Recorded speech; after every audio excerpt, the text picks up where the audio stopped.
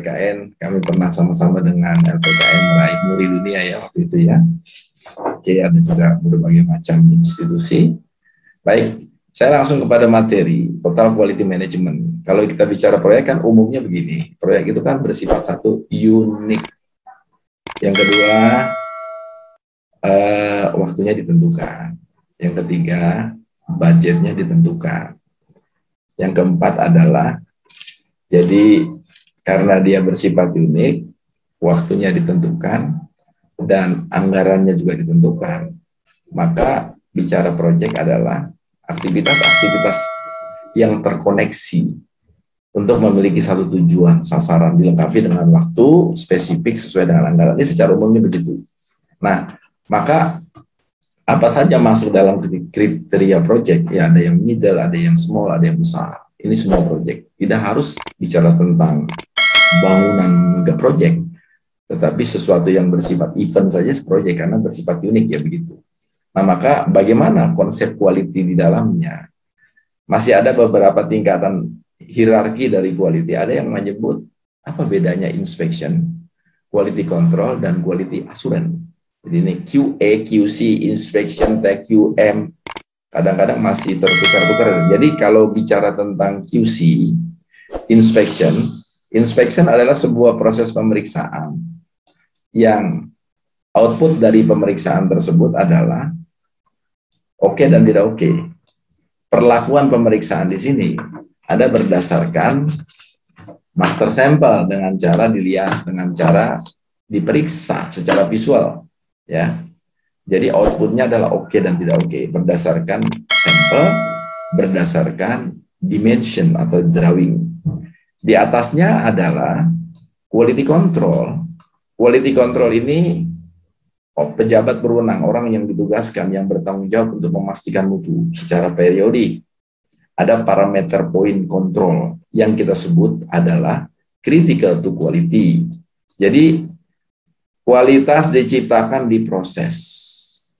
Ada istilah sipok diagram. Sipok diagram ini membacanya begini. Siapa pelanggan kita? Apa output yang diharapkan pelanggan? Bagaimana prosesnya dilakukan? Apa input? Input itu sumber daya bahan baku apa yang diperlukan untuk menunjang sebuah aktivitas proses. Lalu siapa suppliernya yang terlibat dalam kegiatan ini?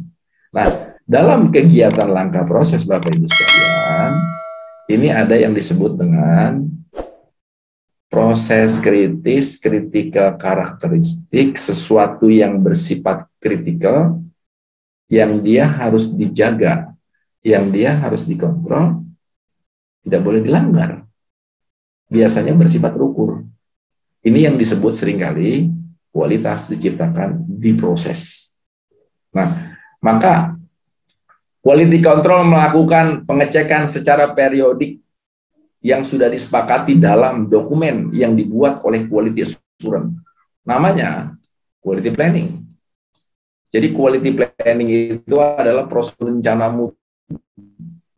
Prosedur rencana mutu itu muncul dari desain, muncul dari R&D boleh, muncul dari desain boleh. Dari gambar utama itulah nanti di breakdown menjadi quality planning. Quality planning ini yang membicarakan tentang apa prosesnya, bagaimana prosesnya dilakukan, lalu apa critical to quality, bagaimana pengujiannya, ada durability test, ada endurance test dan sebagainya, ada pengujian fatigue dan sebagainya. Di sini kan tidak ditentukan oleh quality assurance. Maka tangan kanan wakil dari customer adalah quality assurance untuk menerjemahkan dari bahasa drawing, karena spesifik critical karakteristik dari proyek itu ditentukan dari desain dan drawing. Tapi pertanyaannya, apakah drawing selalu benar? Tidak juga, karena ada juga drawing yang tidak berkualitas atau ada kesalahan-kesalahan revisi di dalamnya. Nah, dari quality planning inilah yang dibuat oleh quality assurance dan dijalankan oleh quality control. Tapi apa QA tugasnya selain mendesain, selain membuat prosedur rencana mutu yang efisien, yang efektif, yang value for money, yang HPS-nya sesuai? Ada juga Pak Bu sekalian, Bapak Ibu sekalian saya hormati. Dia adalah wakil customer sebagai orang yang menjaga sistem. Jadi ada audit, ada sistem yang harus dijalankan, regulasi yang harus ditetapkan, maka di sini juga masuknya di quality assurance, lebih pada sistem. Nah, di atasnya apa tadi? Di atasnya TQM. Apa nih TQM lagi? TQM itu artinya Total Quality Management, bahwa kualitas itu bukan hanya tanggung jawab orang quality. Kalau kualitas hanya tanggung jawab orang quality, selesai, ini bukan total. Jadi, saya operator, saya bagian proyek pemasang batu, tukang bata, tukang aduk semen, tukang pengecor beton misalnya. Ya maka kualitas ada di tanggung jawab saya, karena saya melakukan. Maka saya yang harus menjaga dan memastikan bahwa gerakan kerja, motion, komposisi, parameter, saya mengerjakan. Maka yang menjamin kualitas juga saya. Itu total namanya. Total berikutnya adalah pengadaan barang dan jasa purchasing, sekalipun bagian finance sekalipun juga harus berpikir tentang total quality management. Jadi bicara kegagalan bukan hanya kegagalan produk. Delay itu kegagalan. Kesalahan dalam membuat laporan itu juga kualitas. Kesalahan dalam mendesain drawing itu juga kualitas. Nah, ini total. Jadi semua harus bertanggung jawab terhadap mutu. Itu total. Yang kedua, TQM diartikan sebagai quality improvement. Kalau bicara quality improvement itu kan seperti sebuah perjalanan tanpa garis finish. Tidak ada yang terbaik, selalu ada yang lebih baik. Karena biasanya tidak mungkin dalam sebuah aktivitas proyek aman-aman saja tidak ada masalah. Tidak mungkin. Kalau kita bicara tidak ada masalah dalam sebuah aktivitas proyek, itu namanya bicara manis. Kalau bicara manis belum tentu manis. Lebih baik kita bicara problem. Belanja masalah, kalau di TNI bilang. Belanja masalah itu adalah bagian dari opportunity improvement. Karena masalah adalah peluang perbaikan. Kenapa peluang? Ada masalah, ada perbaikan. Ada perbaikan, ada peningkatan. Ada peningkatan, maka ada kemajuan. Jadi masalah adalah harta kekayaan company. Jika di manajemen maka menjadi peluang kemajuan. Nah, belum lagi bicara tentang komunikasi, laporan, dan sebagainya ketika ada problem. Ini juga biasanya dalam proyek seringkali terjadi. Saya akan bahas berikutnya. Nah, ini adalah pendapat para beliau yang tadi saya katakan para profesor itu. Jadi, ngomongin quality secara konsep QA/QC adalah QCDSM. Kualitas itu sendiri, produk itu sendiri, cost, delivery, safety, dan motivasi. Nah, siapa pelanggan kita sebenarnya? Kita ngomong basic ya, semua orang pasti tahu siapa pelanggan kita. Kita punya mesin, kita punya alat berat, kita punya facility, kita punya orang, kita punya sistem yang bagus. Tapi apa yang terjadi jika kita tidak punya pelanggan? Selesai. Pilihannya dua, memang. Yang pertama adalah dikomplain. Memang seringkali dalam proyek kita dikomplain. Sering, Pak. Kenapa? Spesifikasi tidak sesuai, cara kerja tidak sesuai, adanya delay, barang terlambat, salah kirim, sampai di atas ternyata ada alat yang tidak terbawa, salah beli, barang tertukar, operation berhenti tanpa direncanakan karena raw material tidak tersedia, alat tidak tersedia. Ini sudah ngomong duit semua ini. Ngomongin uang ini. Komplain nggak? Udah pasti dikomplain. Komplain itu bisa dari dua, dari eksternal dan internal. Eksternal customer yang membayar kita. Internal adalah next process. Jadi terjemahannya sudah pasti bergerak pada arah dan tujuan yang sama di dalam leadership. Semua orang punya tujuan yang sama untuk mencapai goal dari proyek tersebut. Karena ada statement project, ada struktur project, ada timetable project, ada cost of project, ada BQ. Ini semua harus bergerak pada arah tujuan yang sama. Kalau ini tidak dibangun, biasanya konflik akan besar sekali muncul. Komplain ditambah ditinggal. Lebih baik kita dikomplain atau ditinggal pelanggan. Ini kan dua aja pilihannya. Kalau dikomplain enak nggak? Memang tidak enak. Kenapa? Karena kita harus bersiap-siap membangun relationship, bersiap-siap menghandle customer tersebut dengan cara baik. Ya, dan kita menganggap bahwa ini adalah opportunity, mengucapkan terima kasih. Kita akan perbaiki. Tetapi ada juga customer yang tidak komplain, tetapi diam-diam dia meninggalkan kita. Ini dua pilihan yang harus kita betul-betul pahami. Lebih milih dikomplain atau lebih memilih ditinggal pelanggan. Maka kalau ada bisnis yang tinggal kenang-kenangan, itu karena kita tidak memanajemen problem, Bapak Ibu sekalian. Begitu kira-kira gambarannya. Jadi kalau baca, silakan pelanggan internal. Tapi sebenarnya intinya bukan di situ. Ada hal lain yang kita seringkali lupa. Karena tahu kita di proyek itu ada mesin, ada facility, ada metode, ada alat berat dan sebagainya. Tetapi masalahnya itu semua performanya akan menurun. Tapi satu lagi, itu semua adalah karena manusia. Orang-orang inilah yang juga harus dikontrol agar performanya tidak menurun. Seringkali lupa dengan hal-hal basic ini. Nah, oke. Baik. Problem adalah gap antara harapan dan kenyataan. Ini kalau ditulis, Anda bekerja sebagai apa? Oh, saya project manager, Pak. Apa jasa yang Anda hasilkan? Saya mentranslate apa yang ada dalam sebuah konsep desain yang sudah deal dalam kontrak, saya translate menjadi sebuah kenyataan, sebuah project yang berbentuk atau tidak berbentuk, intinya apapun projectnya itu. Ya, siapa pelanggan saya? Pelanggan saya sebagai project manager ya ada stakeholder, di situ ada pejabat berwenang, pemangku kepentingan, pemangku anggaran dana, termasuk customer yang mendesain produk tersebut atau yang menginginkan itu terjadi dan bisa dimanfaatkan sesuai dengan value for money. Oke. Lalu hasil kerja kita disebut memuaskan pelanggan kalau apa? Tergantung produknya. Kalau event organizer ya acaranya bagus, itu kan juga project. Terus tidak ada hambatan, terus maksud dan tujuannya tercapai, kehadiran pesertanya tinggi, lalu di situ juga ada orang yang hadir terbuka, merasa nyaman, dan ada learning point yang didapat dari kegiatan tersebut. Itu kan nggak berbentuk. Tapi kalau proyek konstruksi, hasil kerja saya, proyek konstruksi disebut bagus kalau minimum sama dengan gambar. Kalau sama dengan gambar apa? Bagus nggak? Biasa. Karena itu semestinya. Karena itu yang seharusnya. Standar. Begitu. Nah, ada nilai tambah lainnya barangkali, apakah kecepatan, responsif, dan sebagainya. Itu adalah intangible benefit. Nah, apakah sebenarnya saat ini kondisi kita dalam proyek itu masalah seringkali muncul. Kalau harapan dan kenyataan ini terjadi perbedaan yang sangat menyolok, harapannya misalnya 9, tetapi kenyataannya 6 misalnya setelah dikuantifikasi, maka ada gap. Gapnya berarti 3. 3 inilah problem sebenarnya dari indikator. Dia harus punya ukuran. Nah, Bapak Ibu yang saya hormati, sekarang kita mau belanja masalah. Caranya begini, kalau belanja masalah itu sebenarnya turun ke lapangan, datang ke proyek. Kalau ada di dokumen, datang ke dokumen, lihat apa masalah yang muncul. Kalau di proyek, datang ke proyek, lihat apa yang masalah yang muncul. Ada dari metode, ada dari orang, dan sebagainya.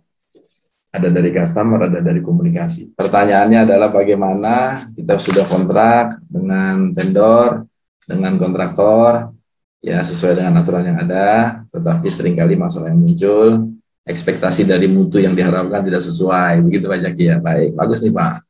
Bagaimana caranya agar ini tidak terjadi gap?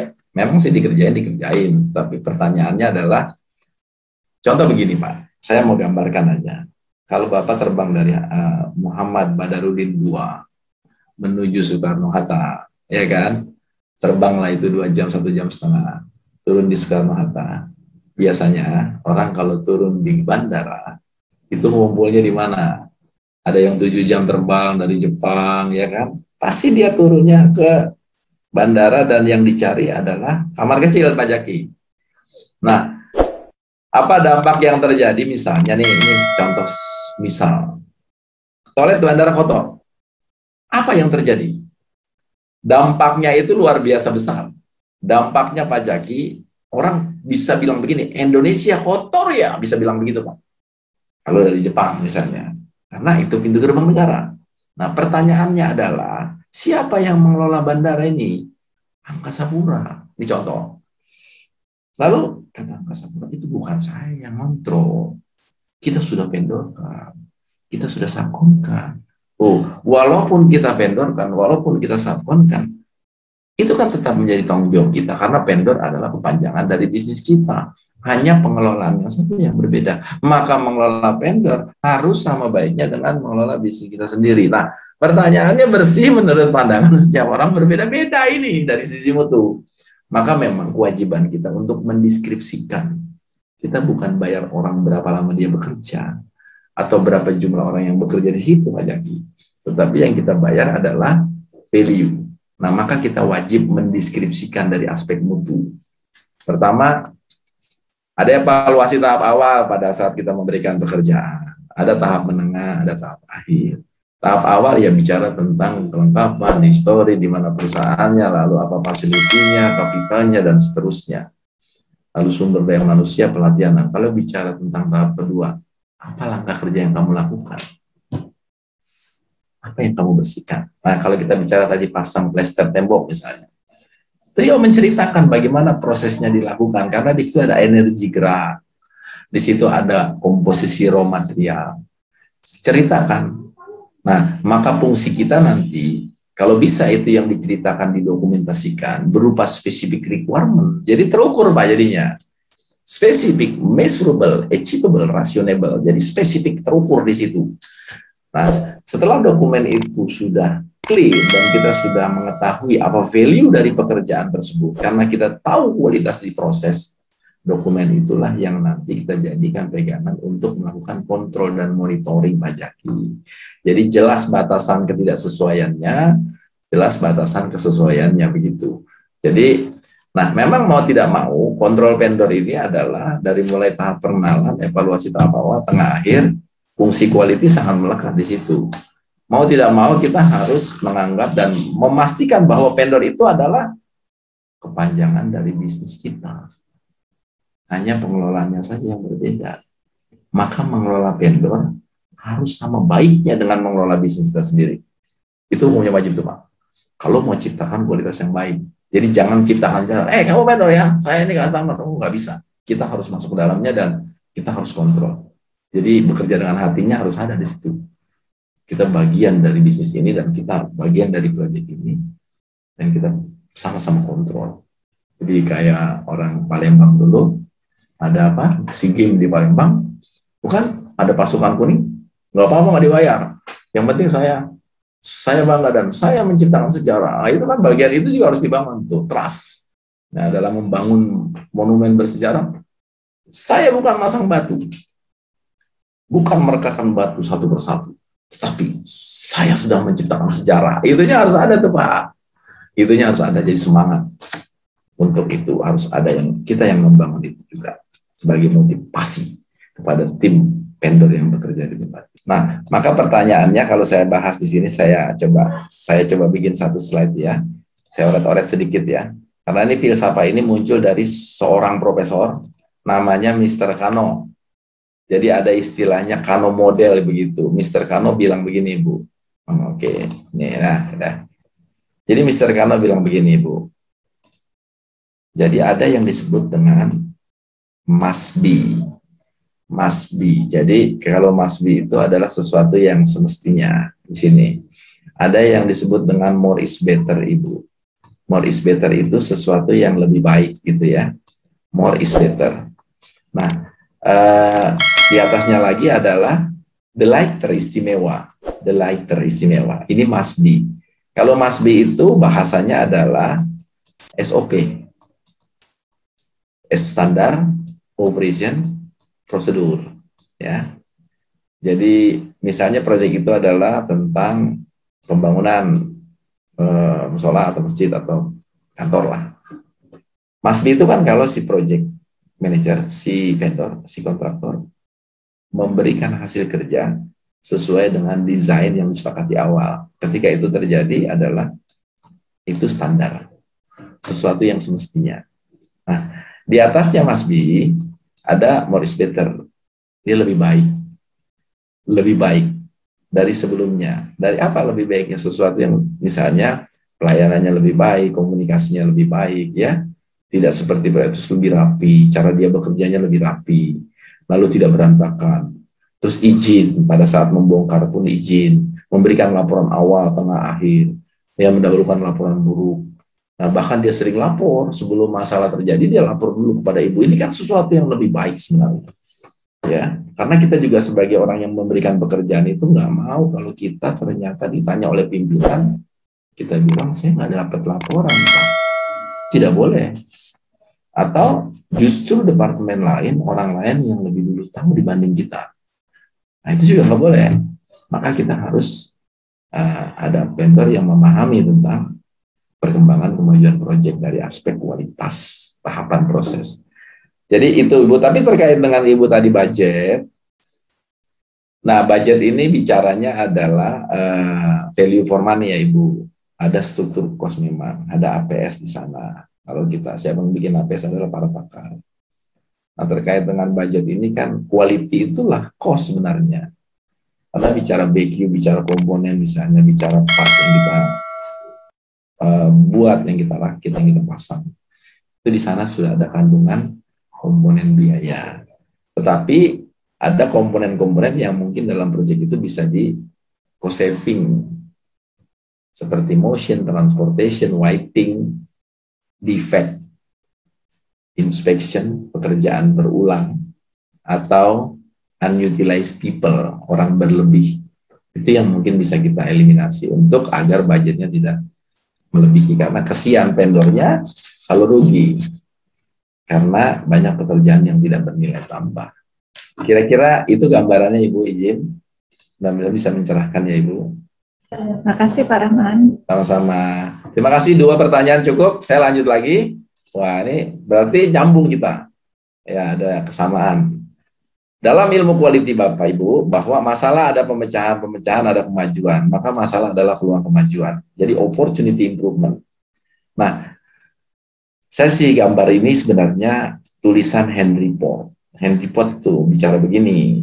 Suatu hari di padang rumput Afrika, Kijang bangun pagi-pagi dan berlari lebih cepat. Kalau Kijang tidak bangun pagi-pagi, dan kalau Kijang tidak berlari lebih cepat, Kijang dimakan harimau. Di tempat lain, harimau juga sama bangun pagi dan berlari lebih cepat. Kalau harimau tidak bangun pagi dan tidak berlari lebih cepat, harimau tidak dapat makanan. Nah, maka dalam bisnis itu, sebuah proyek harus melakukan continuous improvement, perbaikan. Perbaikan muncul dari mana sih? Perbaikan muncul dari problem, bisa. Perbaikan muncul dari mana lagi? Perbaikan muncul dari kebijakan bisnis, voice of business, namanya strategi-strategi pimpinan yang harus diterjemahkan. Perbaikan muncul dari mana? Dari suaranya pelanggan. Ya, dari suaranya pelanggan. Nah, ini adalah kumpulan masalah-masalah yang seringkali adanya harapan antara kenyataan dan harapan, gap antara harapan dan kenyataan, ini harus diperbaiki menjadi opportunity improvement. Baik, saya mau ngajak kepada bagaimana rahasia kesuksesan orang Jepang dalam membuat proyek. Ada istilah 5S. 5S itu adalah Seri, Seiton, Seiso, Seiketsu, Shitsuke. S1. 5S itu bukan bersih-bersih, bukan rapi-rapi, bukan 17 Agustusan, bukan kalau ada tamu mau datang. Tetapi dalam sebuah aktivitas proyek yang menunjang sebagai fondasi quality, 5S itu adalah program orang tua dengan anak, membangun budaya kerja. S yang pertama adalah seri, singkirkan barang-barang yang tidak diperlukan itu dulu.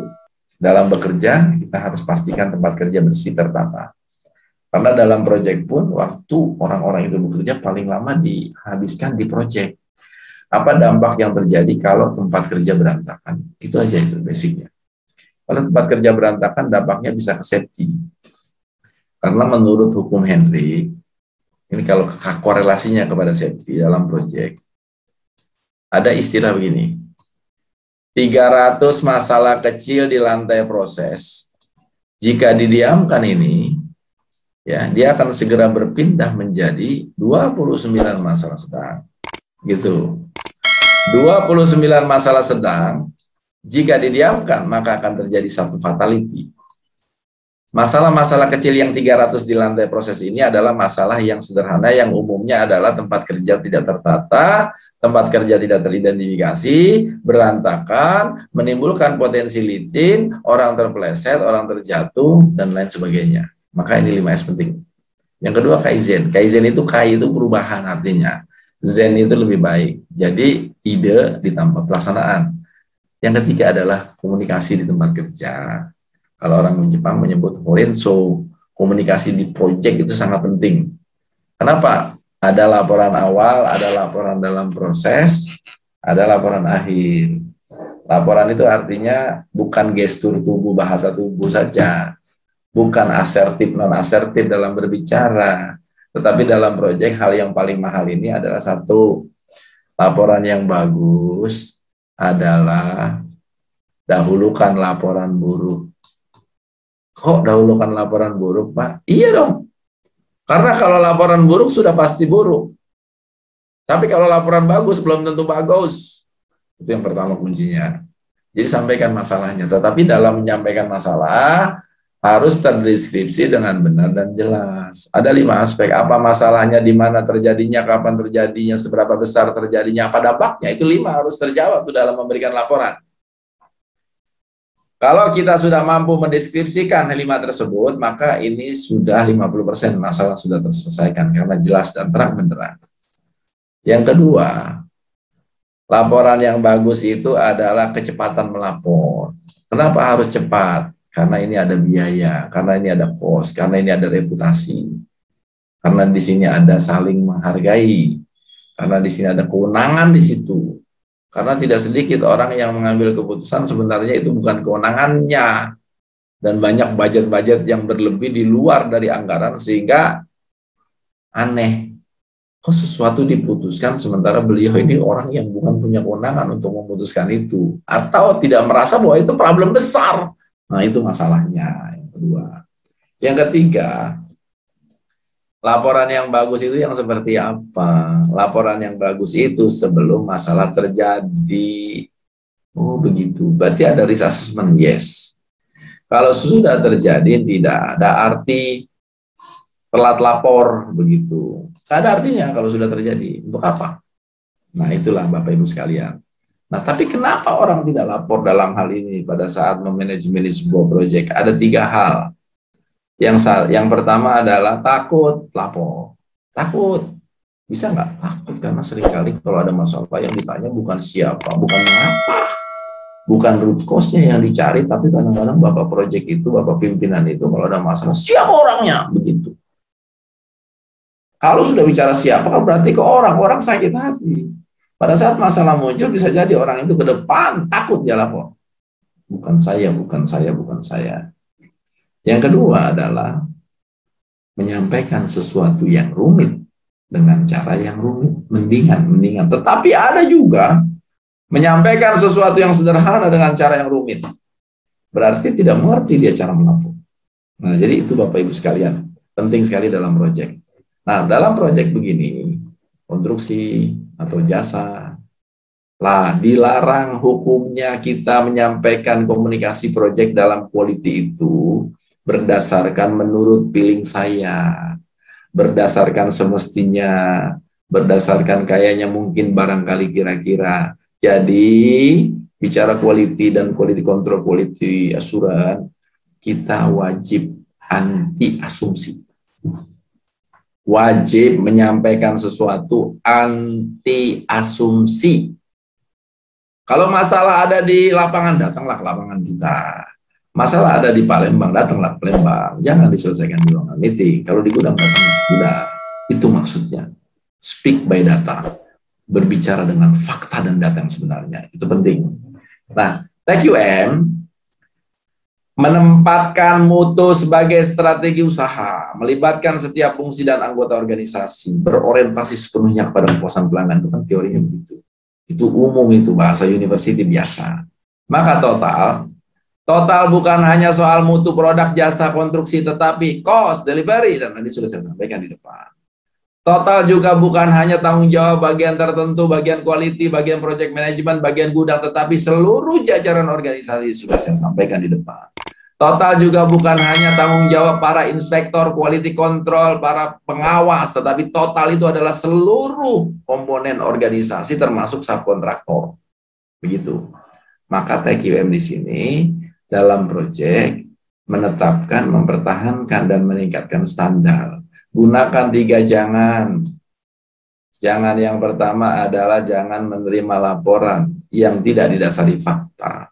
Jangan berbicara dan bekerja dengan data yang tidak didasari fakta.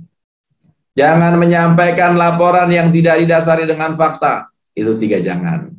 Kalau dalam keterimaan barang dari supplier ketika datang untuk menyelesaikan proyek, ada juga 3 jangannya. Jangan terima barang tidak sesuai standar.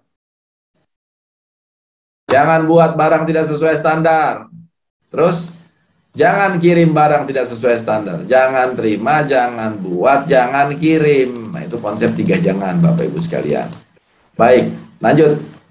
Prinsip pengendalian proses. Proses itu kan kita tahu terukur. Tidak ada pengendalian tanpa adanya sasaran yang terukur. Karena manusia pada umumnya bertindak sesuai dengan bagaimana dia akan ukur. Kayak kendaraan tidak ada dashboardnya, rusak, nggak tahu kita, paling dibuka kap mesin ditebak-tebak semua. Mungkin bensinnya, mungkin bahan bakarnya, semuanya mungkin. Kenapa? Karena nggak ada indikator. Nah, indikator ini penting dalam sebuah pelaksanaan kegiatan proyek, terukur, apapun harus terukur. Nah, prinsip pengendalian proses adalah dalam quality, orang bukan masalahnya, jangan menyalahkan orang lain. Menyalahkan orang lain tidak akan menyelesaikan masalah. Bahkan cenderung akan menutupi masalah. Jadi bila kita menginginkan pegawai ikut memecahkan masalah, jangan dipermasalahkan. Begitu. Nah, hasil kerja seperti apa yang harus saya berikan? Ya macam-macam. Tapi gap-nya adalah yang harus kita manajemen. Kita harus minimize. Jangan sampai gap itu terjadi kalau perlu. Karena ini adalah bagian dari kekecewaan pelanggan. Kalau pelanggan kecewa, urusannya satu, bisa nama baik. Yang kedua, bisa cost. Jadi proyek kita seringkali tidak profit gara-gara banyak uang tercecer. Minta maaf, salah kirim jumlah, kurang repair, kerja tambah. Itu kan masalahnya. Itu barangkali. Tadi kita bicara tentang quality secara umum. Sekarang saya mau bahas tentang quality control. Menentukan standar proses. Tadi saya sampaikan CTQ. Apa sih CTQ ini? CTQ itu critical to quality. Kalau bikin gampangnya ada, gini. Di Palembang kita minum kopi. Kopinya kopi enak. Kita harus terjemahkan dulu itu. Siapa sih pelanggannya? Apa sih output yang diharapkan dari kopi tersebut? Bagaimana sih prosesnya? Apa sih inputnya? Siapa saja supplier? Nah, nanya, konsep bertanyanya bukan dari kiri ke kanan. Ini saya tanya nih, Sipok diagram itu ada dalam ilmu Six Sigma. Tapi konsep bertanyanya dari kanan ke kiri, dari customer dulu. Tuh, begitu ilmunya. Nah, contoh, siapa customernya? Surahman. Apa output yang diinginkan Bapak Surahman? Oh, outputnya adalah kopi yang panas, yang manis, yang kental, yang harum. Yang panas, yang manis, yang kental, yang harum. Oke, setuju? Kita buatkan. Bagaimana prosesnya? Ambil gelas. Yang kedua, masukkan kopi. Yang ketiga, masukkan gula. Ini istilah saja. Contoh. Nah, setelah proses ini sudah kita ketahui, apa tuh yang disebut dengan kritikal? Kita harus tahu bahwa di dalam proses mengambil gelas ada potensi kegagalan. Dalam proses masukkan kopi ada potensi kegagalan yang Pak Surahman nanti, yang customer itu akan kecewa. Maka kita harus tangkap nih biar customer tidak kecewa. Apa kritikalnya? Nah, maka muncullah CTQ tadi. Nah, jadi kalau ambil gelas contohnya apa? Ya jenis gelas harus sesuai. Dan kebersihan gelas. Ini dipegang nih, kontrol. Masukkan kopi, apa kritikalnya? Harus terukur dia. Maka sakaran Bapak Ibu. Ada sasenya ada alatnya ukurnya ada. Nah, ini yang harus dikontrol ini. Pada saat kita lakukan negosiasi kontrak dengan vendor pun yang kita belikan ininya sebenarnya.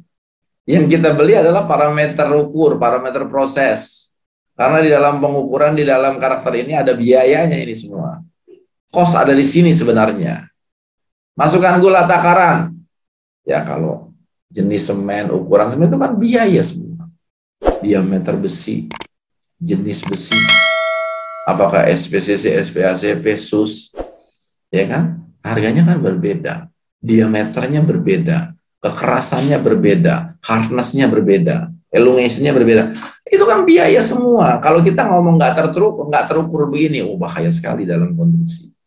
Jadi ini yang saya sebutkan contoh sederhana Dan kita coba implementasikan ke dalam proyek. Nah, kritikal itu siapa itu pelanggan?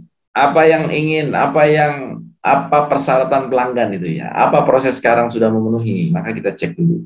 Identifikasi. Tadi pertanyaan Ibu di awal ini terjawab. Gunakan Kano model. Mr. Kano bilang, must be, more is better, the lighter. Kalau dicontohkan ke jasa, kalau orang naik pesawat, must be-nya kan selamat tepat waktu. Itu must be. Naik pesawat dari Jakarta menuju Palembang, Muhammad Badarudin II, selamat tepat waktu, must be. Tiba-tiba naik pesawat lagi, tiba-tiba dengan harga yang sama, dapat fasilitas makan siang. More is better. Penerbangan kedua, dapat makan siang juga. Pesawat sama, harga sama, more is better. Penerbangan ketiga, dikembalikan ke posisi semula. Tidak dapat makan siang, maka penumpang pasti komplain. Kenapa komplain? Kan itu standar. Sesuatu yang more is better, jika tidak dilakukan kemudian hari, maka dia akan komplain. Itulah bahasanya kalau di awal tadi. Kualitas adalah seperti sebuah pertandingan tanpa garis finish. Tidak ada yang terbaik, selalu ada yang lebih baik. Gitu. Kita sudah lakukan yang terbaik, ternyata yang terbaik itu jadi standar. Begitu Bapak Ibu sekalian. Kita sudah lakukan yang terbaik, ternyata yang terbaik itu sekarang jadi standar. Ekspektasi customer berubah. Ekspektasi customer yang berubah. Dan dia selalu membandingkan dengan kompetitor kita, dengan pesaing kita. Misalnya rumah sakit Caritas dengan rumah sakit RSUD Palembang itu dibandingkan lagi MNC Jakarta misalnya. Selalu dibandingkan.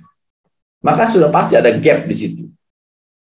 Ada harapan dan kenyataan. Nah, ini must be, more is better, the lighter. Kalau the lighter itu naik pesawat, pas hari itu adalah hari ulang tahun kota dan bandara tersebut.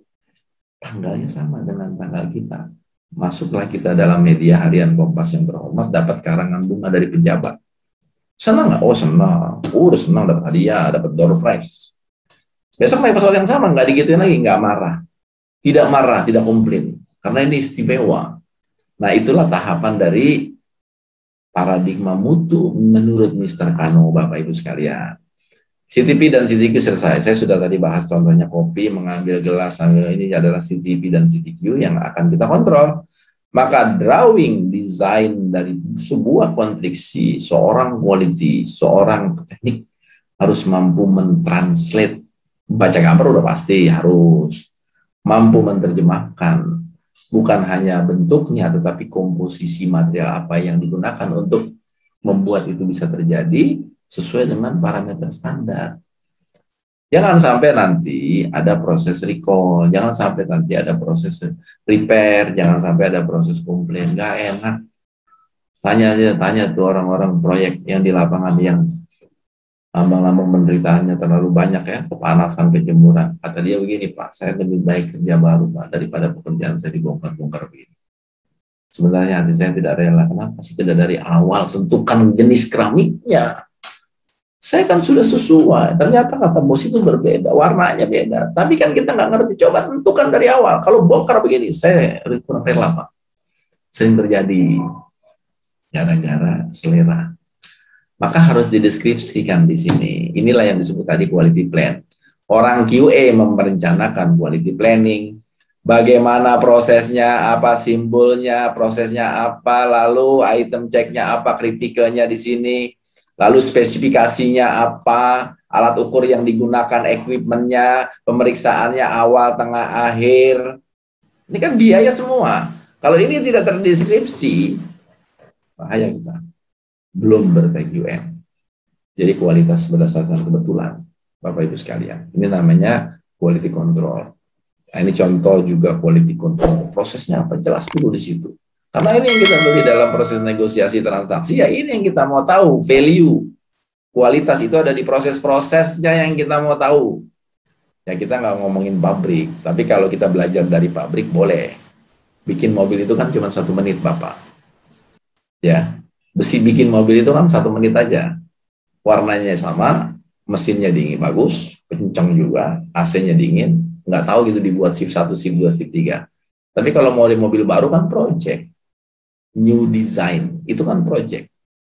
Ya kan? Pada saat project itu berlangsung, permasalahannya adalah kalau parameter prosesnya tersebut tidak diukur dengan baik, pasti terjadi durian petruk. Rasanya penuh dengan kejutan. Kadang-kadang belang, kadang-kadang merah, kadang-kadang ungu, kadang-kadang mampet. Nggak ada itu semua. Ya walaupun kita bukan pabrik, tapi kita belajar dari situ. Bagaimana menciptakan proses yang ramping. Bagaimana proses mendesain, pengecekan, pengetesan itu dilakukan dengan baik dan benar. Karena kuncinya ada di sini. Sama. Nah, identifikasi customer requirement, apa sih yang diinginkan pelanggan? Coba kita tanya, kita penuhi dulu requirement prosesnya, critical to quality yang tadi, misalnya temperatur, misalnya di situ ada suhu harus 100 derajat. Bikin kopi, ambil gelasnya bersih dan sesuai dengan jenis gelas. Tanya, must be, more is better, atau the lighter? Pasti jawabannya must be, pasti. Masukkan kopi sesuai takaran, jenis kopi ule kareng. Misalnya, must be atau more is better? Must be, Pak, itu, Pak. Masukkan gula sesuai dengan takaran. Must be atau more is better? Must be, Pak. Nah, jadi, sesuatu yang kritikal di sini sudah pasti jika dijalankan, jika dikontrol, itu semestinya. Itu sesuatu yang harus. Dan ketika tidak dijalankan terjadi deviasi, ini bahasa quality deviasi, tidak presisi dan tidak akurasi, deviasi namanya, pasti problem. Begitu Bapak Ibu sekalian. Nah, jadi bagaimana dengan konsep quality dalam project? Di sini ada data ukur, data yang dihitung, ada data yang diukur. Nah, maka ada konteks yang namanya statistical process control di sini. Orang quality diajarkan dengan bagaimana mengukur proses tersebut, dengan sampel yang diambil, apakah hasilnya valid, apakah stabil, ada gauge RNR, ada konsep pengukuran. Pengukuran itu dilakukan oleh orang yang punya kompeten di laboratorium. Kadang-kadang barangnya bikinnya murah, tapi ngetesnya mahal, ada juga. Ada pengecekan yang bersifat dihancurkan. Ada pengecekan yang sifatnya adalah hanya diperiksa. Ini adalah bagian dari kritikal. Nah, terjemahkan dengan benar dan jelas, gambarkan. Kalau di proyek itu ya kalau bisa digambarkan dengan ilustrasi, dengan foto, karena kita harus bisa mentranslate dari bahasa langit menjadi bahasa bumi. Cara ngelas begini, cara masang bata yang diinginkan sesuai dengan HPS dengan proyek kemarin begini, bunyikan nomor 1, jenis batanya, jenis semennya, cara menatanya, ya, lalu sendok yang digunakan digambar nomor 1, nomor 2, nomor 3, ya bunyikan di sini kalau dia bersifat proses baru, new development, new proses, edukasi, training, kontrol, tetapi gunakan bahasa yang sederhana. Ini kan menerjemahkan dari quality plan tadi yang sedikit cukup rumit karena itu masuk ke dalam dokumen besar, tapi di breakdown menjadi bahasa sederhana untuk para implementator pelaksana di lapangan. Karena yang bertemu dengan kualitas, yang menciptakan kualitas itu memang ada quality design dari aspek perencanaan, tapi perencanaan ini nggak jadi apa-apa kalau tidak diikuti dengan aksi yang sesuai dengan perencanaan tadi. Para petugas, para pelaksana di lapangan. Karena kecelakaan biasanya terjadi di bawah. Kesalahan terjadinya di bawah juga. Nah, perbedaan pendapat terjadinya di bawah. Miss terhadap spesifikasi juga terjadinya di bawah. Jadi kenapa quality inspection checkpoint ini perlu dibuat? Untuk menghindari deviasi. Gunakan bahasa ini dengan visual, dengan gambar, dengan foto yang sederhana. Begitu. Baik, ini materi kita agak banyak, jadi saya hajar aja dulu. Tapi kalau Bapak Ibu mau motong, silakan, nggak apa-apa. Monggo aja.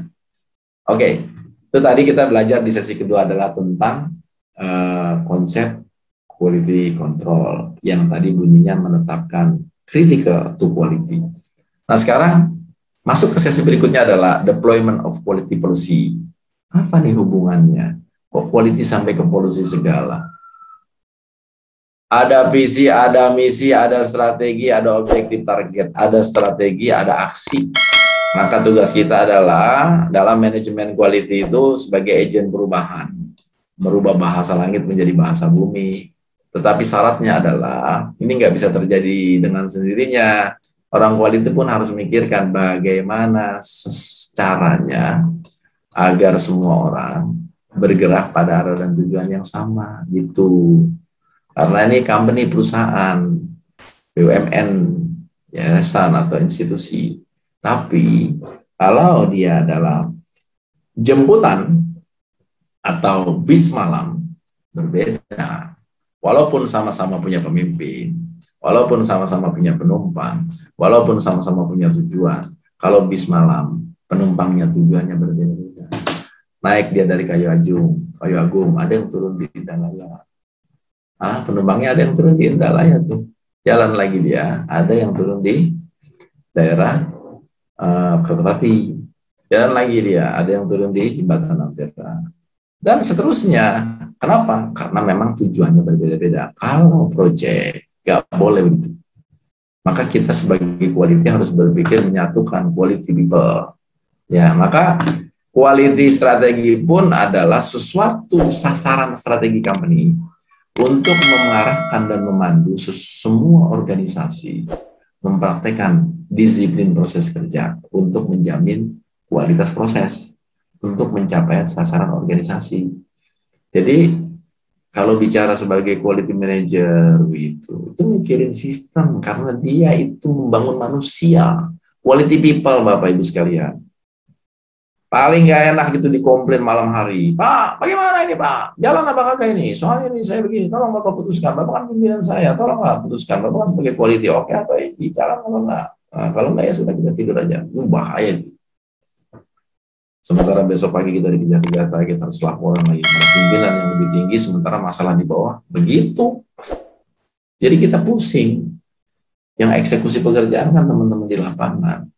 Bahasanya bisa karena motivasinya rendah, bisa karena teroris, bisa karena bodoh, bisa karena tidak mengerti, bisa karena tidak mengerti sebagai orang yang sebenarnya dia adalah managerial skill yang harus bekerja ada dua. Bukan hanya technical skill, tapi managerial skill karena membangun orang. Ini kan sering terjadi Pak di lapangan. Jadi orang quality dari aspek quality assurance ini tugasnya membangun orang.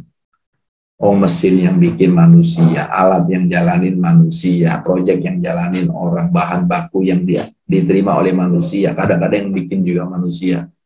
Kalau kita nggak bangun orang, selesai. Capek. Kayak pemadam kebakaran. Ini diatasi, ini muncul, ini selesai, ini muncul, ini selesai. Udah tugas kita jadi pemadam kebakaran aja.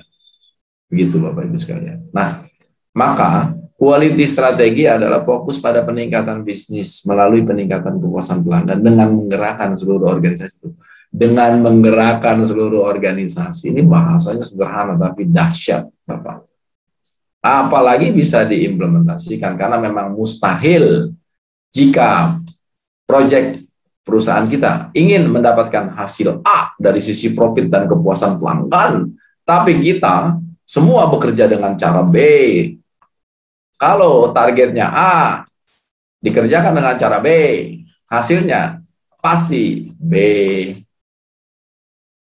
Iya dong.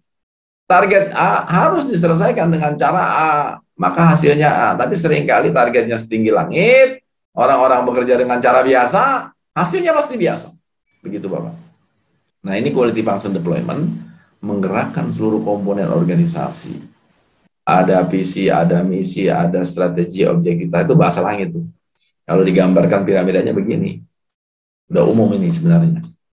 Visi, misi, strategi, aksi. Jadi ada visi company. Kita kan harus paham nih sebagai orang tengah. Apa sih visi company saya? Yang kedua, apa misi? Misi itu cara untuk mencapai visi. Lalu ada strategic objective target atau kita sering sebut dengan key performance indicator.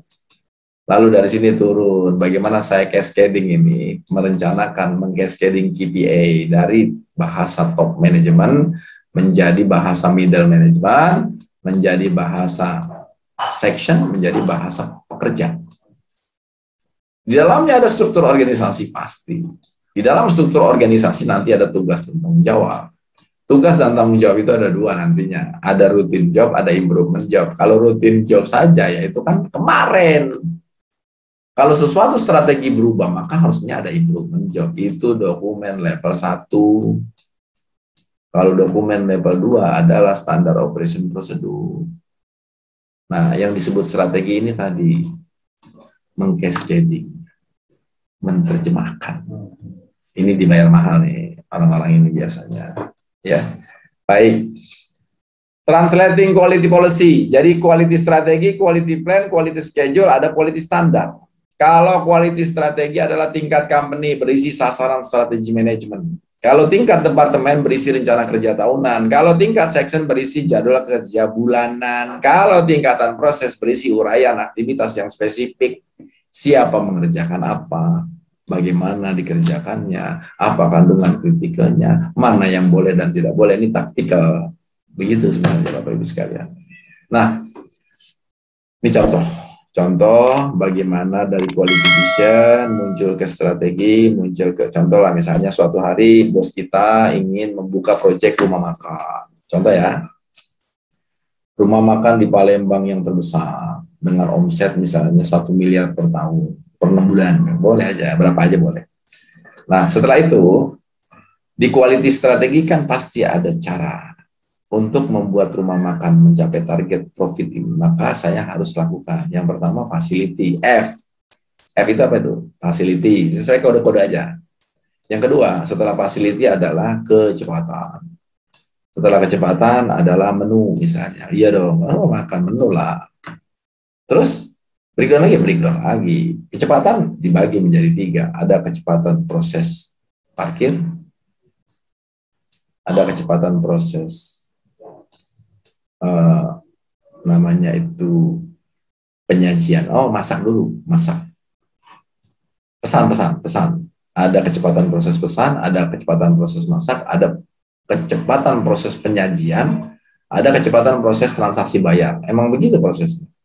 Nah, masak ini bahasa langit masih Bapak. Di breakdown lagi Bapak Ibu menjadi bahasa sederhana. Masak itu harus dideskripsikan menjadi sebuah proyek statement dengan cara menambahkan kalimat aktif di depannya. Apa itu? Kalimat aktif itu ada 2. Ada meningkatkan, ada menurunkan. Udah. Kalau masak, ditingkatkan atau diturunkan? Waktunya diturunkan. Tapi tidak boleh mutunya yang diturunkan.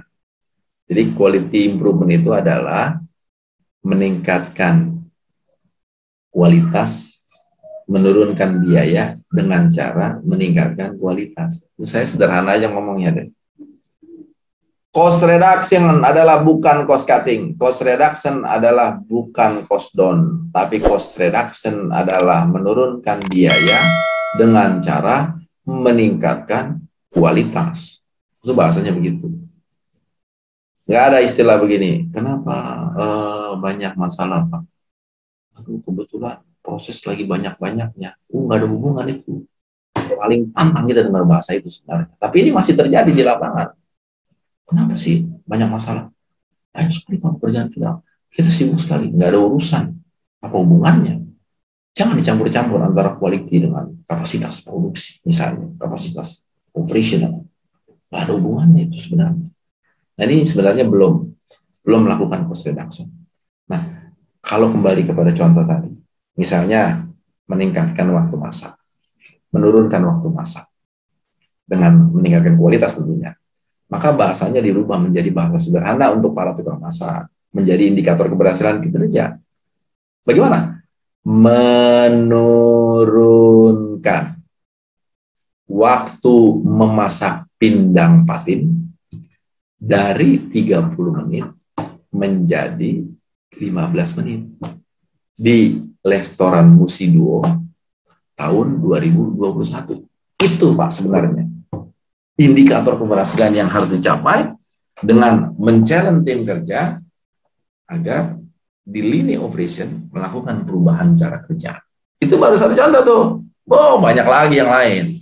Nah, memang contohnya satu aja, nggak usah banyak. Yang penting paham kita sama dan memiliki bahasa yang sama. Nah, Quality deployment. Quality deployment ini adalah analisa quality objek perusahaan. Tetapkan quality strategi. Identifikasi quality strategi departemen. Analisa quality objektif perusahaan. Perusahaan ABC Indonesia, contohnya ya, berkomitmen untuk menciptakan produk bermutu tinggi sesuai persyaratan pelanggan dengan melakukan ini kan kebijakan mutu.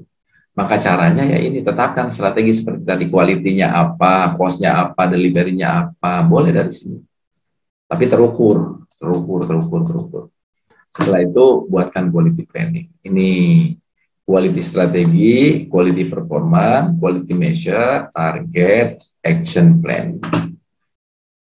Quality strategi perusahaan, ada semua bagian harus membangun dan mensupport quality strategi perusahaan, baik itu HRD, mechanical, project, para bagian operation. Nah, maka quality cost delivery di bagiannya harus di breakdown. Dan targetnya harus ada. Dan bersifat menantang. Kalau targetnya ada sama dengan tahun kemarin, ya nggak ada perubahan. Targetnya ada dan bersifat menantang. Atau pekerjaan itu bersifat baru. Kalau baru kan berarti project. Begitu Bapak, project middle, project rendah atau bawah. Atau project ke atas. Quality department contohnya nih, quality strategi membangun orang. Nih HRD department. Quality performanya adalah karyawan promosi berkualitas. Kualitas measurean jumlah karyawan. Targetnya 3. Ini kan bagian. Action plan-nya apa? Strateginya. Maka di sini ada tulang ikan. Tulang ikan ini Bapak Ibu mohon izin. Memang orang bilang begini Pak, tulang ikan itu dibuat buat bikin fishbone diagram ya, untuk root cause analysis. Untuk mencari akar penyebab masalah.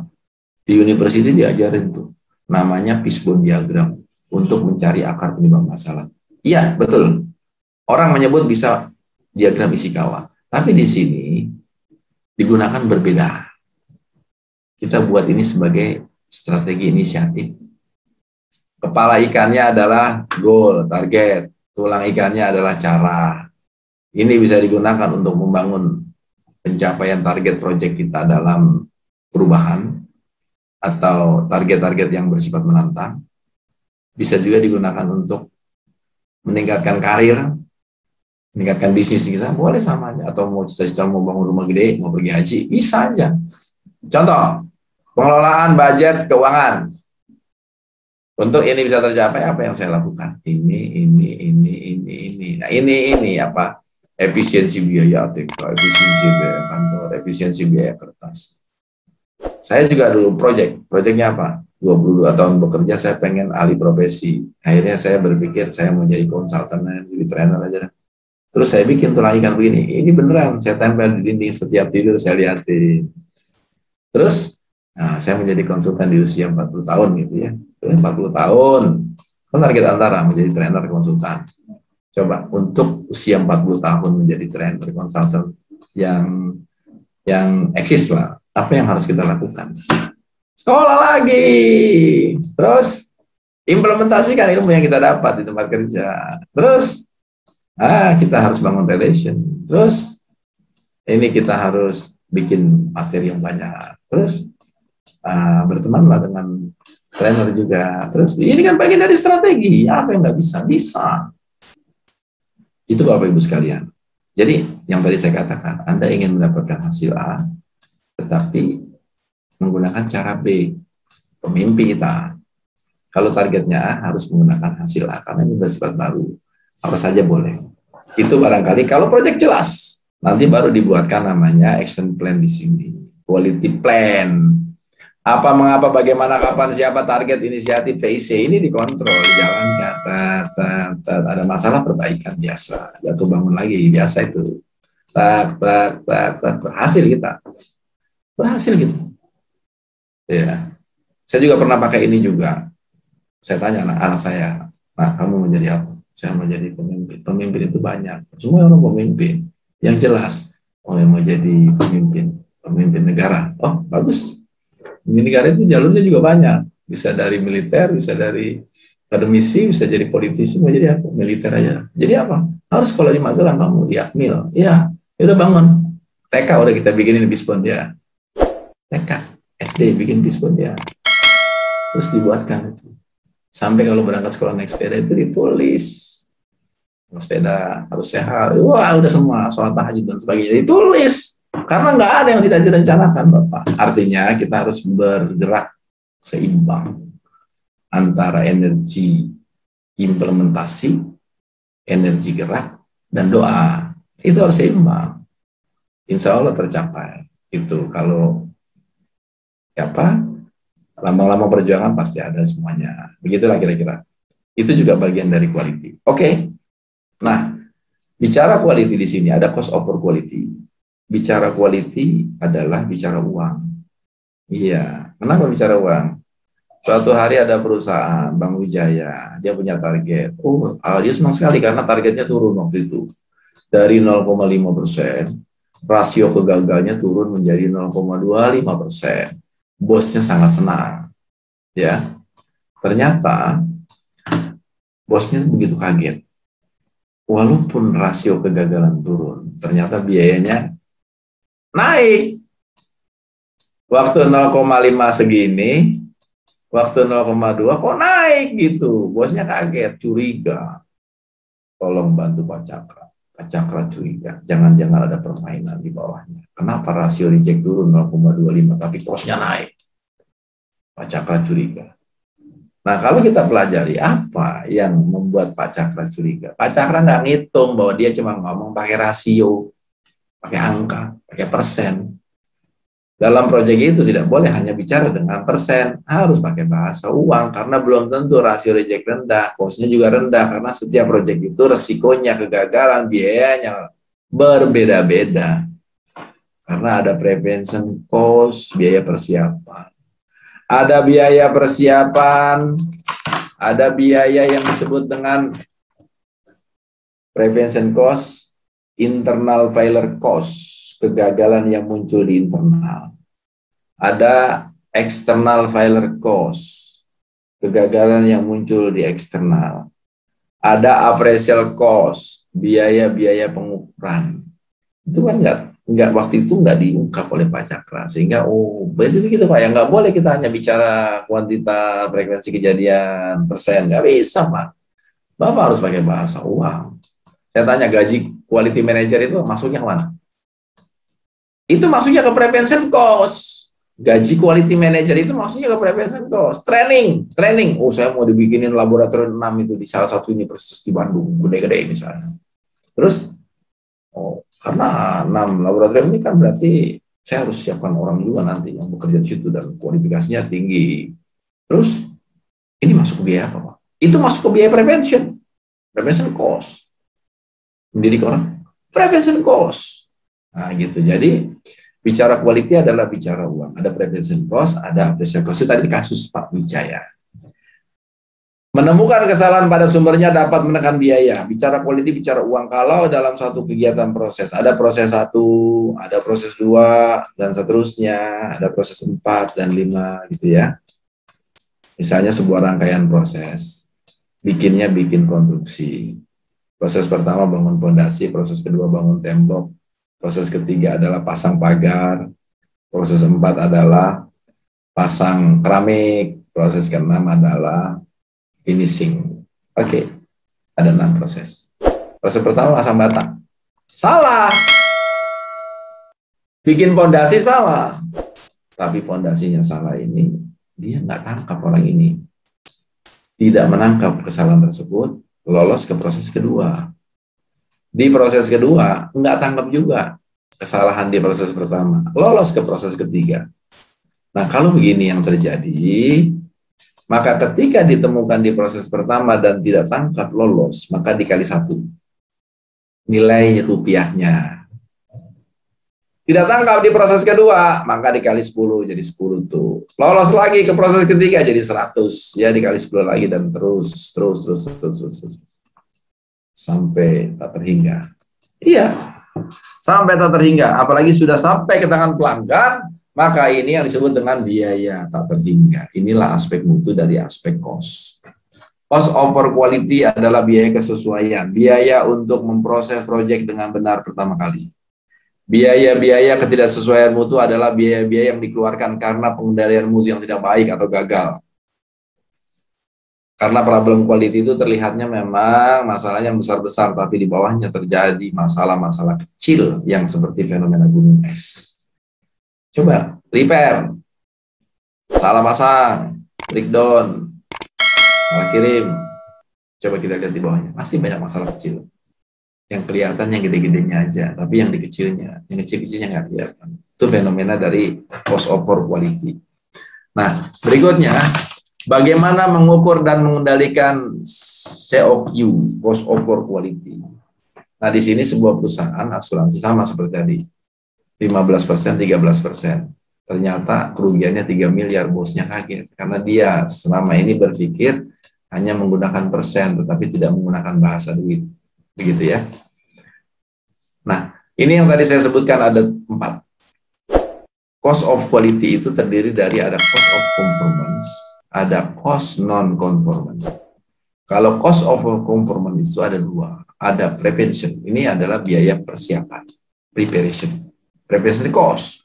Biaya persiapan yang tadi saya sebutkan, gaji quality manager, biaya training, dan seterusnya. Termasuk kalibrasi dan sebagainya. Appraisal cost adalah biaya pengukuran, pengujian. Kadang-kadang ada produk barangnya sih bikinnya nggak mahal nih, bikinnya mudah. Ternyata kok mahal sekali ya? Ternyata yang mahal adalah biaya pengujiannya. Jadi bisa jadi barang tersebut yang membuat mahal karena ada sertifikasi pengujiannya. Diwajibkan, mandatori ini harus dites. Biaya membuat barangnya tidak mahal, tapi pengujian yang mahal. Ini appraisal cost. Ada internal failure cost, kegagalan yang muncul di internal proses. Berikutnya ada external failure cost, problem yang muncul di eksternal. Nah, maka dari situ kita sebutkan bagaimana maksudnya ini. Tugas kita adalah karena kita tahu biaya dalam sebuah proyek adalah ada 2 secara umum. Rumusnya adalah biaya ditambah laba. Nah, bagaimana caranya supaya proyek kita labanya lebih bagus, tetapi kualitasnya lebih bagus juga, labanya bagus? Caranya adalah turunkan biayanya. Tapi dengan tingkatkan mutu, maka laba kita naik. Kan rumus sederhananya begitu. Untuk mendapatkan profit lebih bagus, boleh nggak kita minta harganya kita tingkatkan? Nggak bisa, Pak, Bu. Jadi, ya bagi aja diturunkan. Turunkan biayanya. Dengan cara meningkatkan kualitas, maka labanya kita akan naik. Nah, dari aspek mutu, apa yang bisa kita lakukan? Oke lah, biaya penjagaan kita tingkatkan, tetapi biaya pemeriksaan kita kurangi. Kesalahan-kesalahan yang muncul di internal kita turunkan. Kesalahan-kesalahan yang muncul dari eksternal kita turunkan. Maka kalau kita bisa menurunkan ini, sudah pasti di sini kita dapat laba, keuntungan. Atau dengan bahasa lain, kita dipacu untuk menyelamatkan uang-uang yang tercecer di lantai proses yang disebabkan karena aspek mutu yang tidak baik, karena macam-macam, karena orang yang bekerja ceroboh, karena orang yang bekerja fatigue, karena orang yang bekerja lelah, karena orang yang bekerja tidak mengerti standar, karena orang yang bekerja memang dia sengaja membuat kesalahan. Karena tergesa-gesa, karena beban kerja berlebih, tapi yang menarik tadi saya sampaikan, karena memang dia sengaja ingin membuat kesalahan. Ada nggak? Ada, itu ada. Bapak Ibu sekalian yang saya hormati. Nah, kasus-kasus dari tadi cost of quality ini macam-macam. Banyak sekali nih, ada ratusan nih. Ada ratusan. Nah, tinggal kita bandingkan saja. PO, salah ketik. Itu masuk yang mana? Internal failure cost. Saya sampling aja ya. Lalu ada diskon harga karena produk yang diterima pelanggan tidak sesuai. Itu external failure cost itu masuknya. Investigasi komplain. External failure cost karena sudah sampai ke tangan pelanggan. Nah, ternyata dari jenis-jenis masalah tersebut di-study oleh Hezer-Renter, dari kesalahan-kesalahan ada prevention, ada appraisal, ada internal, ada eksternal. Mana yang lebih mahal dari semua ini? Prevention cost cuma 5,5%. Appraisal cost 15,5%. Internal failure cost 29%, Bapak Ibu. Terus eksternal 50%. Jadi kalau dibikin Pareto, 50% itu adalah eksternal, 29 adalah internal, 15 itu adalah appraisal, di situ ada preventionnya 5,5%. Jadi ini yang paling besar, eksternal. Kira-kira begitu. Kalau dibikin grafik Pareto. Dari mana sumber-sumber data cost of quality? Laporan pengujian, laporan pengerjaan ulang, repair, rework, lembur meriwork, lembur merepair kerja ulang, laporan analisa kesalahan, permintaan corrective action, ini sumber data. Laporan pelayanan lapangan, laporan kerusakan, permintaan perubahan rancangan, ini sumber datanya. Nah, maka apa sih Pak keuntungannya melakukan pengukuran COQ? Satu, untuk meyakinkan manajemen tentang pentingnya mutu. Yang kedua, mengidentifikasi peluang penurunan biaya melalui peningkatan mutu. Yang ketiga adalah pengendalian anggaran dan biaya. Ini karena juga yang keempat, saya tambahin, kalau orang mendengar telinga hanya dengan ada kesalahan, ada kegagalan, ada komplain 1 kali, 2 kali, biasa aja dia. Tetapi kalau kita bilang, Bang, komplain kesalahan kemarin ke customer, itu mengakibatkan kerugian 1 mobil Pajero melayang, sekitar 500 juta. Orang masih agak terkejut. Waduh, saya sekali ya, uang itu banyak sekali. Kita buang uang itu gara-gara kesalahan pasang doang ya. Nah, itu membangun namanya trust, membangun kepedulian manusia untuk memahami pentingnya mutu dari aspek biaya. Begitu Bapak Ibu sekalian. Mendorong meningkatkan mutu dengan menyebarluaskan informasi tentang biaya mutu. Nah, keuntungan berikutnya dari cost of quality adalah mengurangi waste, delay, kesalahan radikal. Membantu manajer mengerti biaya yang terjadi di departemennya pada setiap langkah-langkah proses. Menggambarkan masalah mutu dari sisi keuangan yang tujuannya adalah akan menghilangkan biaya tersembunyi, kehilangan tersembunyi, kesempatan tersembunyi, potensi tersembunyi, kehilangan tersembunyi, peningkatan tersembunyi. Contoh kalau biaya tersembunyi itu biaya tersembunyi untuk memenuhi harapan pelanggan pada kesempatan pertama. Kehilangan dari kapasitas produksi, kesempatan untuk meningkatkan efisien, potensi untuk meningkatkan laba. Kehilangan dalam pangsa pasar, peningkatan tersembunyi dari waktu proses. Begitu tujuannya.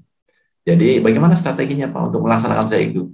Tentukan sasarannya, lakukan tindakan pencegahan, periksa biayanya, lakukan terus-menerus tindakan perbaikan dan pencegahan. Lalu setiap kesalahan pasti ada sumber penyebabnya. Sumber masalah dapat dicegah dan pencegahan selalu lebih murah. Seperti itu. Itu barangkali yang saya sampaikan dari aspek cost of quality. Ada lagi, ini penting sekali, incoming quality control. Masuk ke materi berikutnya, biasa dalam kualitas itu kan ada barang masuk, barang proses, barang keluar. Jadi ada 3 jangan. Jangan terima barang tidak sesuai standar, itu incoming quality control. Jangan buat, itu di proses quality control. Jangan kirim, itu di quality outgoing. Nah, dalam incoming quality control di sini, pertanyaannya kan begini muncul dalam proyek. Apakah kita percaya dengan kualitas yang masuk dari supplier? Ya bisa tidak. Perlu dipastikan. Pertanyaannya kan bagaimana dengan quality agreement-nya? Bagaimana dengan lampiran dari dokumen MSDS, material safety data sheet, yang vendor berikan itu kan sebagai evidence sebenarnya. Nah, maka pengendalian material masuk itu memang wajib dilakukan, tujuannya adalah kalau materialnya problem, prosesnya benar, bisa jadi hasilnya nggak benar. Orang inputnya jelek diproses dengan proses yang biasa, hasilnya jelek. Jadi tujuannya untuk memastikan sesuai nggak dengan quality agreement. Jadi di beberapa proyek material masuk merupakan gerbang awal material produk diciptakan. Jadi ada standar tata cara pengendalian barang masuk, ada permintaan pemeriksaan material ke bagian quality, ada status pemeriksaan material, yang ketiga adalah persiapan pemeriksaan, yang keempat ada pemeriksaan kualitas material, ya. Ini bisa dites, bisa diuji, bisa dengan menggunakan MSDS atau alat bantu lainnya. Nomor 5 adalah keputusan hasil pemeriksaan. Jadi ini ada 5 aja di situ. 6, buat laporan pemeriksaan. Yang ke-7, penyimpanan material. Jadi ada 7 tahapan ini. Nah, dari 7 tahapan ini, inspection merupakan kegiatan untuk mengevaluasi apakah karakter produk dari vendor itu memenuhi persyaratan. Intinya begitu. Maka pemeriksaan itu ada sampling, ada 100%, ada sampling. Kenapa sampling, Pak? Karena sampling itu tujuannya, satu, lebih ekonomis. Yang kedua, tidak mungkin kita menguji satu alat dengan cara 100%. Rusak lagi dia. Nah, jadi sampling itu mewakili dari populasi. Yang kedua, sampling itu lebih murah. Maka teknik sampling dilakukan untuk keperluan berdasarkan penarikan sampel, pengujian yang sifatnya merusak begitu. Nah, istilah yang berkaitan dengan metode sampling ada lot size, ada sample size. Biasanya menggunakan military standar. Military standar ini kayak tabel. Kalau jumlah barangnya yang masuk adalah 1.200, dia menggunakan standar S2, berarti D. Kalau D itu berarti sampel yang diambil untuk pemeriksaan khusus adalah sampel yang diambil 8 pieces, kayak gitu cara-cara tabel ini. Ada pemeriksaan khusus, ada pemeriksaan umum. Kalau pemeriksaan umum, pengujian dengan cara dicek dengan visual. Kalau pemeriksaan khusus biasanya dirusak. Nah, di sini kita gunakan tabel untuk menentukan berapa jumlah sampel yang kita uji. Begitu Bapak Ibu sekalian.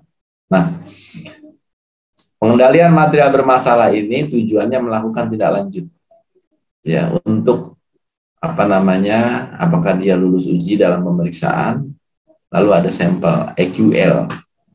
Material bermasalah ditemukan oleh bagian quality, maka atau bisa juga material yang tersimpan lama, kondisinya sudah menurun.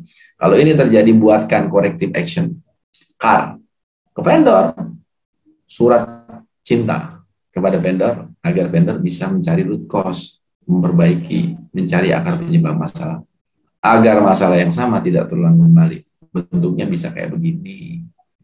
Laporan analisa, laporan problem kepada vendor. Lalu tindak lanjut. Material dikembalikan, material untuk diperbaiki atau di-repair oleh vendor, dijual sebagai material bekas, dihancurkan, atau material dapat digunakan sesuai dengan keputusan bersama. Begitu. Atau di-reward. Itu incoming quality control. Lalu yang berikutnya, terakhir adalah outgoing. Outgoing itu adalah memastikan barang tersebut diterima oleh pelanggan. Tujuannya memeriksa berbagai kemungkinan, maka perlu diuji. Ada reliability test, ada safety test. Nah, ini diatur juga di dalam RMPK SKK. Nah, ada pengujian short term life test, pengujian yang dilakukan untuk seolah-olah produk tersebut, bangunan tersebut digunakan dalam waktu lama. Ada long term life test, diuji seolah-olah digunakan dalam waktu yang panjang. Ada uji ketahanan.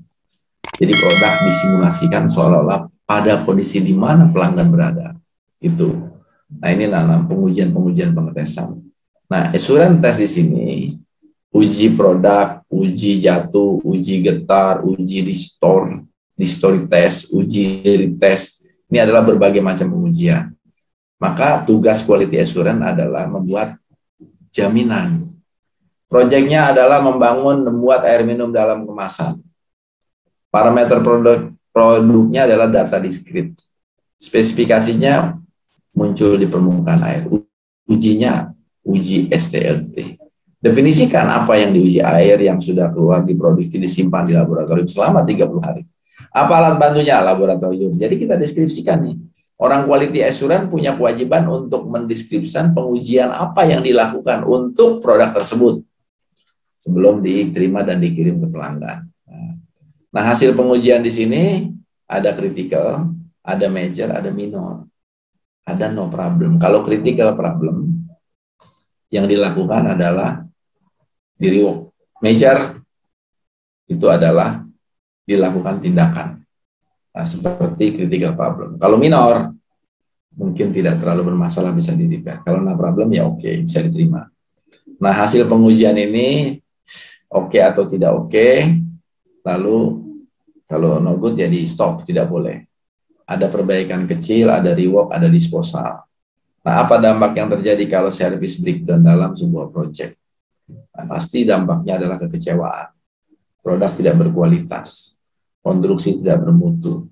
Maka harus lakukan identifikasi dengan cara turun ke lapangan. Cari penyebab dan cari akar penyebab.